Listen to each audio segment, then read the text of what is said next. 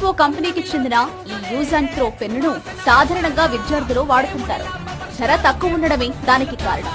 అలాంటి విద్యార్థుల్లో ఒక అభిమాని తాను వాడే సాధారణ పెన్నును పవన్ కు గిఫ్ట్ గా ఇచ్చాడు.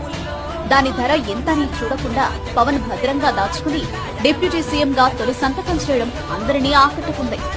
అదొక్కటే కాదు, మరో సందర్భంలో కూడా ఆ పెన్ను విలువను పవన్ చాటి చెప్పారు. ఎమ్మెల్యేగా గెలిచిన తర్వాత అన్న చిరంజీవి ఇంటికి పవన్ వచ్చారు. అప్పుడు చిరంజీవి సతీమణి తన వదిన అయిన Surekha Mont Blanc special edition పెన్నును పవన్ కు బహుమతిగా ఇచ్చారు. ₹1,00,000 పైగానే ఆ పెన్ను ధర ఉంటుంది. ఆ పెన్నును జేబులో పెట్టుకునే సందర్భంలో కూడా పవన్ ఆ ₹10 పెన్నును నిర్లక్ష్యం చేయలేదు.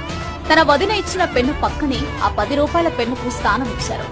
పంచాయతీరాజ్ శాఖ మంత్రిగా బాధ్యతలు తీసుకునేటప్పుడు మాత్రం మొదటి ఫైలుపై వదిన ఇచ్చిన పెన్నుతో సంతకం చేశారు. అప్పుడు కూడా ఆ ₹10 పెన్ను వెంటే ఉంది.